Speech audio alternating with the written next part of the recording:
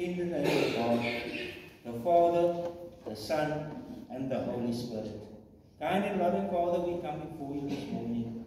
Our Father, thankfulness that we could once again have experienced your love, that we could once again experience your grace. We also thank you for this opportunity afforded us that we can also once again come into your house. This time we come, O Lord, and we come and say goodbye to a faithful mother, to a faithful grandmother, to a faithful sister, to a faithful friend. We thank you also, Lord, that we can also be here and that we can also share in it. We also bring before you the family this morning, O Lord, also grant them the comfort, grant them the strength. We ask you to bless us here this morning that we may experience you and experience your love once again.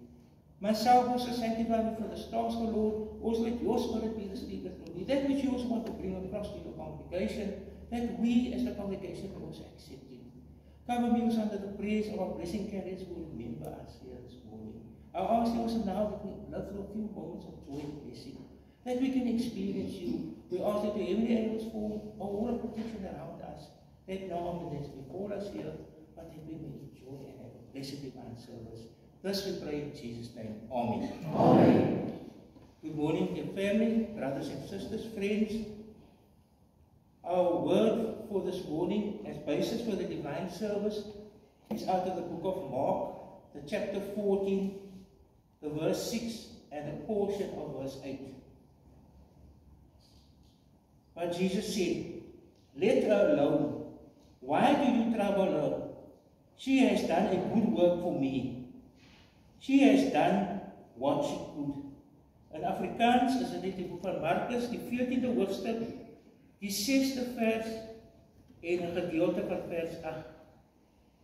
Maar Jesus sê, "Laat haar staan. Waarom val julle haar lastig? Sy het 'n goeie werk aan my gedoen. Wat sy kon, het sy gedoen." Thank you.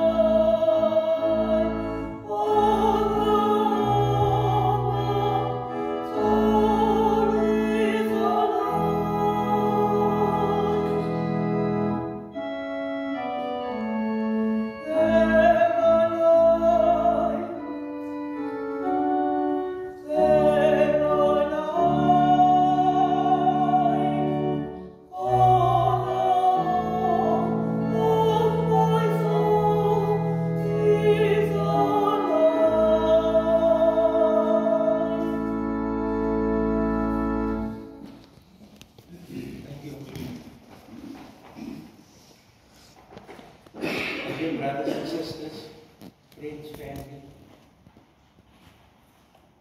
I was listening now to the hymn, "Oh, the home of my soul is alive."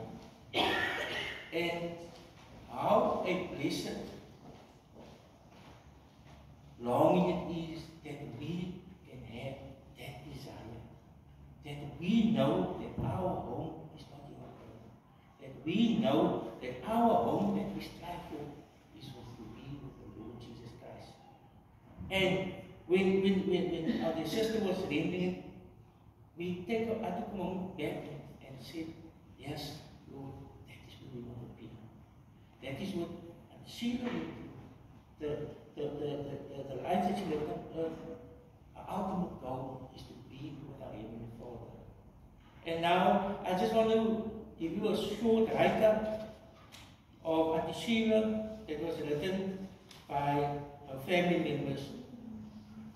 It says here, it is with profound sadness that we announce the passing of our beloved mother, sister and grandmother, Sheila Arons, who left us on Wednesday the 2nd of April 2025 at the age of 76. Sheila was born on the 28th of September 1949 in Kensington, the third eldest child of George and Rita September. She grew into a kind and gracious woman, entering the workforce at an early age, a common expectation of her time. She dedicated much of her career to the shoe industry, where she eventually rose to the position of supervisor. She met her late husband, Clyde Arons, and after a brief courtship, they married in 1970, beginning a lifelong partnership. Together they raised their sons Carl and Roger in a happy home. Sheila devoted herself to her boys. Her indestructible spirit and positive outlook on life were inspirational to all who knew her. And I can confirm, everybody here present can confirm that statement. Through the best of times, like becoming a much loved grandmother, and the worst of times, like navigating through life without a beloved husband. She could be heard singing along her favorite music and laughing at her favorite TV show.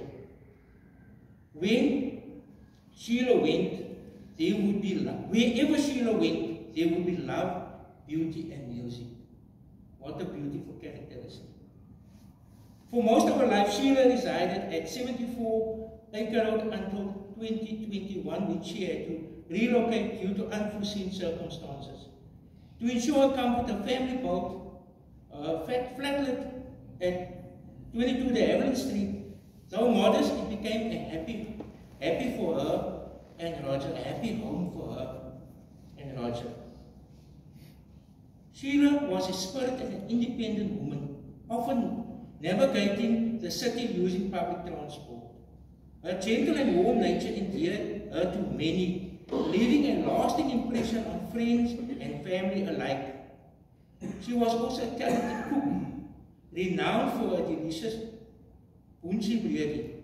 She believed that there is no joy in possession without sharing. And she gave so much and asked for so little. Sheila was able to make do with what she had as long as those around her were happy. She was a rare example of someone who possessed the most dwindling of resources today, and that is kindness. In a world where we can be anything, Sheila reminded us to always be kind.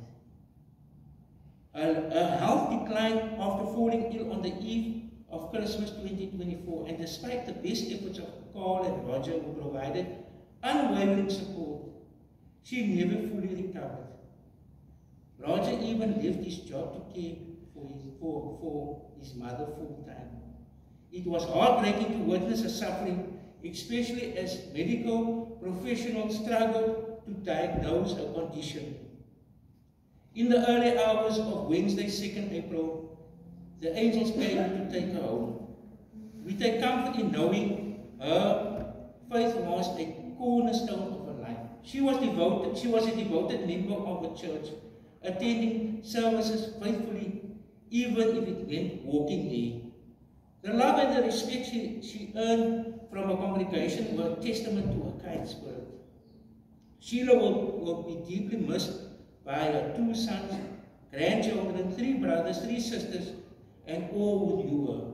As we bid farewell, we find solace in the belief that she is now at peace, safe in the arms of Jesus. So, that is a short write-up of the life of our dear sister. And he is so much beautiful characteristics that we can draw from it. And now, the word that was shared with us this morning, let me just give you a background to it. This word was taken from the time before Jesus had to be crucified on Good Friday. And he used to, whenever he used to go, then he used to pop in Bethany. And then he used to go visit the two sisters and the brother, Mary, Martha, and Lazarus. And this is on one occasion when he came to visit him. And then it says that Mary, when Jesus came, she took the oil, and it was those expensive oils, and then she washed Jesus' feet. And then some of the disciples looked at it, and they told themselves, hey, but that is a waste of money. That is a waste. That's a waste. You could have taken that oil, you could have sold the oil, and the profits thereof you could share with the poor. And then Jesus heard, and then Jesus told them this. And Jesus says, and I'll just repeat it, and he says, let her alone. Why do you trouble her? She has done a good work for me. What it means is, he says, why are you going on like that? Leave her alone. She has done a good work for me. And we look in our life of our sister. What she did, maybe she didn't do great works that everybody could know about. What she did for the Lord, she did in silence. What she did for the Lord, she did in the background. What she did for the Lord will reward her. We know how human beings are today. There is a lot, they always have a lot to say. They will say, no, not this, no, not that. The Lord says, leave that alone. Whatever faults, whatever failings our dear sister had, the Lord said, leave it alone. Whatever she did for the good of me. Whatever she did out of a good heart, and the Lord will bless her. And that is what we want to experience also as followers of Christ today. That when we do the work of the Lord, we don't do it because we want to show others. When we follow Christ, we don't follow Christ because we want to show others, I'm following Christ. We follow Christ because we want to do it, because we don't want to disappoint Him, because we know that our following of Christ is not in vain. When the Lord returns or the Lord comes fetch us, then we know the Lord has found us worthy. Then we know the Lord has found us to be faithful, that we can spend eternity with Him. And that is our desire. That is what we want to do. And Sheila's desire is exactly the same. Her desire for us is that we remain faithful. Her desire for us that we can continue following on this way, that we can continue following the Lord, so that when He comes, that we can all go with Him, that we can all be reunited with Him. Now I want to give you a few points that we can take out of the life of Mary, of Bethany, and we can also take a few points out of the life of Auntie Sheila. I've read here, an indestructible spirit and positive outlook of life was inspirational to all who knew her. We want to be the same. We want to remain faithful. Our character that we portray, that it's an inspiration to others. It spoke there also, she was always silent. She used to walk faithfully to church. There is many a brother and sister in the congregation that can say, when Auntie Sheila was walking to church, they used to pull up next to her and say, Auntie Sheila, want to look? No, it's fine, I will walk. That is what she was. She knew where her blessing was. She knew where she can draw the strength. And that is how we must be. Auntie Sheila, it says there, she always portrayed kindness. Like this Mary, she portrayed kindness towards Jesus when she washed His feet. She portrayed that love towards Jesus. That is a characteristic that we as children of God can also put into our lives. That we can portray that kindness. It says so nicely here. Read it now. A dwindling source today. What it means is not everybody shows kindness.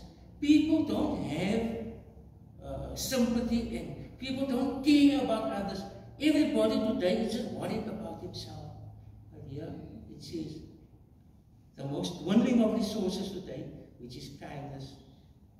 It says here, in a world where we can be anything, Sheila reminded us to always be kind. And once again, that is a characteristic that we want to have, that we can show that kindness, that we can show that we care. Jesus is the perfect example of these characteristics. He, in his work, when he gave testimony, when he carried out the will of his Father, he portrayed all that. There was many situations where he was confronted, but yet he could show that kindness, yet he could show that love unto others. And then it says further, if I look at the life of Sheila, she was a person that never judged. She was a person that always cared. She would pray for everyone. I personally made an experience with Sheila with this judgment about happening. And then when I went to see her, then the first thing she says, you could see that smile on her face, my priestess here, and then that discomfort was gone. She didn't judge, she forgave. And that is a characteristic that we can also take in life, that when we come and encounter these situations, we have to be released, that we can say, I forgive you, that we can say, I pray for you. Jesus, come back to Jesus, when he walked on this earth, when he also in his encounters, there's many times he could say, no, it is you deserve what is coming to you. But yet he fasted and he could say, I forgive you. The encounter of the woman that was stoned, that had to be stoned, he could say, he would answer the first stone. So that is a characteristic we have, that we can also show that love, that forgiveness, that we don't judge, that we pray. If we read in the text, the disciple that asked, they were complaining and saying, yeah, why do you do that? You could have used this for that. That disciple was judging. Look at the beautiful answer Jesus gave. Leave her alone. What you do is good. That is how we should be. That we never look down at others, that we never judge, that we pray and that we help. And then it speaks further here that Auntie Sheila was a humble person. We know and we experience it. Whatever she went through in life, she did it, and she was always a humble one. I can picture herself sitting there with it on this that sang the solo now. That was a secret. And when you walk past and you greet, you always see that smile, you always see that humbleness. There was never a situation where she was upset or something. Maybe she was upset, but she never showed it. She always portrayed that inner love that came out. What I experienced, anyone, or you also experienced it, anyone could walk up to her any time and say a word with her, and she had a sweet word to say back to you. And we that are still here, that are also striving and to read and to remain faithful when the Lord comes, that we can do exactly the same. That we portray that kindness, that we portray that love, that we can show others. This is how we love our life. The characteristics of Christ, that it will shine within us.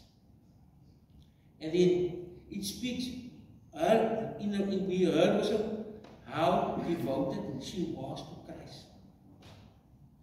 There where there used to stay in Ekerhout, it's very far to walk the 8th Avenue. There's a church that is 200 meters away from where she stayed. But yet, she wanted to come here. Rain, sun, whatever weather, Sheila walks down the street, down Ventura Street, 8th Avenue up, come to service. And I say again, there's many times members offer her love and she said, no, it's fine, I will walk. Nothing stopped her. Because she knows where she could receive her her strength. She knew where she would receive a comfort. She knew where she would receive a blessing. And that is by the altar of Christ. And then nothing stopped her. She walked faithfully. I say again, if Auntie Sheila, or when she felt sick in that time period before the Lord called her home, if she was able to, she would get up of the bed and she would walk to church. But unfortunately, because of the body that was frail, it wasn't possible. And yet she longed for that blessing. She longed for that word. She longed for partaking in the Holy Sacrament. That was always a desire. Now we, today, what can we do? We can do the same. We must also do good until the Lord's return. It doesn't mean that we must go out and change the world. I recall when our chief apostle was here a few years back, and he had a meeting with the apostles and the word that came, and then our apostles shared with us. It speaks about he was worried about members, brothers and sisters, people that are not serving the Lord anymore. He says, so when the apostle had a meeting with us, he says, he don't ask us to break down walls, kick down doors. He says, all we must do is, we must just show love to our fellow man. We must just show love to our brother and sister. And when we show that love, the Lord will do the rest. And that is what we can take of, that when we do this work, that we do it out of love. When we also look and we see this brother or this sister doing the Lord's work, we should also not judge.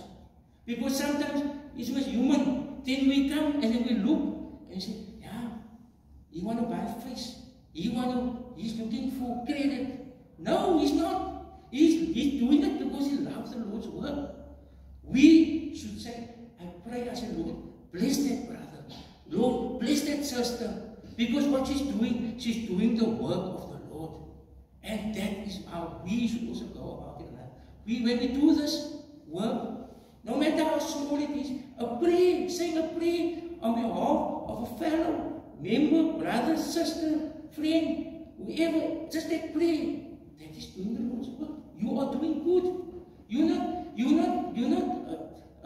how can I say, you're not doing like they still do today when they go on mission trips. They go away for weeks, they go away for a weekend to go testify stuff.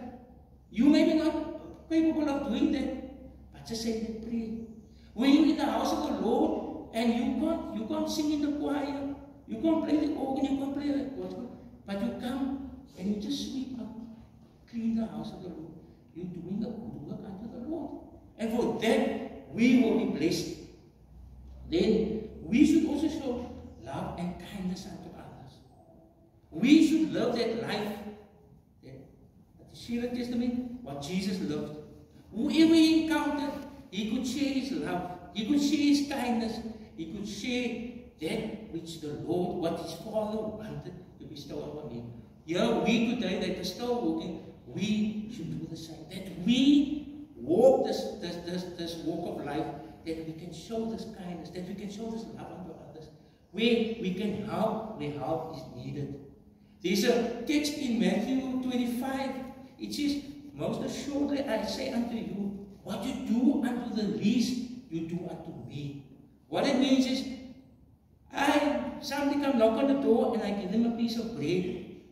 We think nothing of it, but the Lord is going to bless you because you're doing it unto his child. That is what it means. So that is what we got to show. That is what we got to do. That we got to portray. That we show this love. That we show this kindness. And then we, as true disciples of Christ, as true followers of Christ, that we are also faithfully and dedicated to walk this path of life.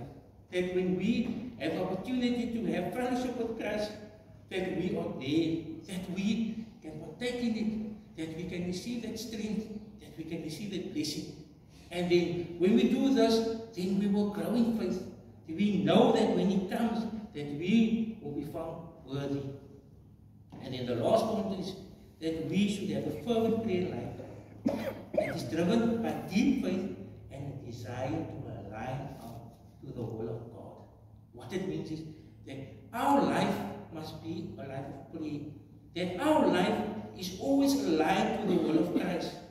We know, people as technical, they know when there's any measuring instrument, it must be calibrated. No, they must tune it, that it gives a perfect reading. That is how walk of life must be. That we are fine-tuned, that we can do and align ourselves to the will of God. That is what we must do. And when we do that, then we know that when God returns, that we will receive His blessing, that we will receive His grace, that He will say, "Come in, you good and faithful servant. Come in, you good and faithful. I will make you. You were rulers of little, but I will make you a ruler of many." And that is what we want to do, that we remain faithful to Him. When the Lord comes, that He said, "Come in. You are faithful. Here is the crown of life." And then the last part, to end of the divine service, as you all got one of these. You see the text, 2 Timothy 4 verse 7. It says there, I'll read it for you. It says, "I have fought a good fight. I have finished the race. I have kept the faith." That is our desire is. That we continue to fight this good fight. That we continue to continue in this race. That we finish this race. And that we can say, "I have kept my faith." And in the 8th verse says so beautifully, what our reward is. "Finally, there is laid up for me the crown of righteousness, which the Lord, the righteous judge, will give to me." That is what our desire is. That is what our longing is. That is what our goal is. That we continue to fight this good fight. That we continue on this race. That we continue to keep the faith. Because when we do that, when the Lord returns, we will receive the crown of righteousness. Amen. Amen.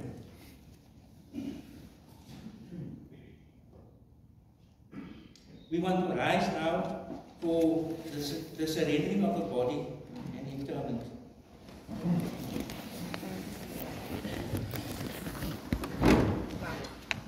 I now return the mortal body to the earth with the words, "Earth to earth, dust to dust, ashes to ashes, soul and spirit, however I commend to the love of Jesus Christ, who shall guard over it until the resurrection of eternal life. The Lord shall preserve your going out and your coming in from this time forth and even forevermore. Amen." Amen. We want to now say the closing prayer and benediction. Kind, loving Father, once again we come before you. Once again we say thank you.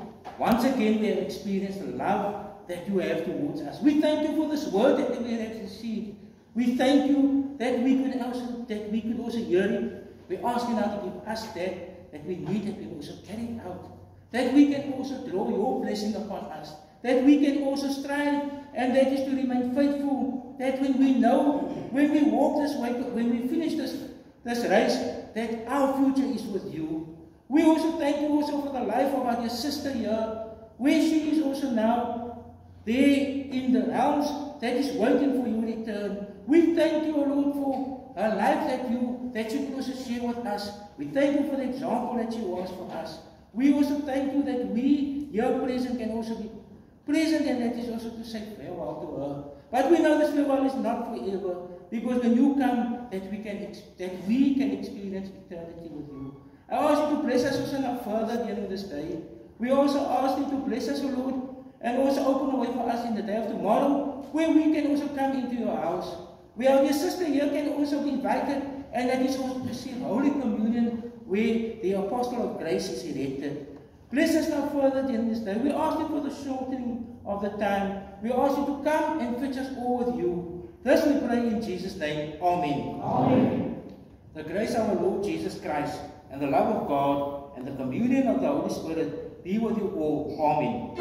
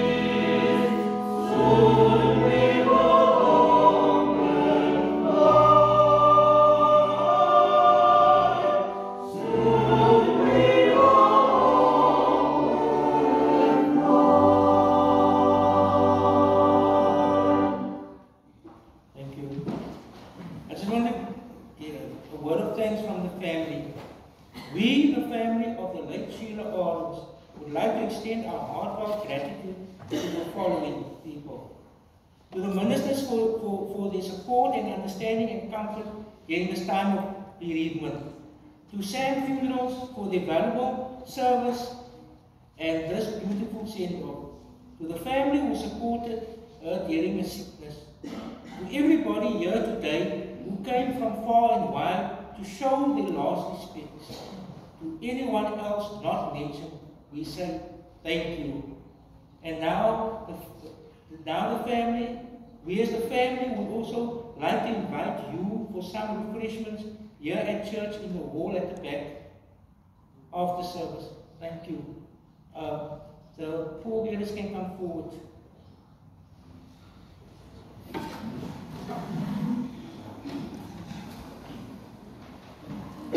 And as the cottage leave, the congregation will sing hymn number 400.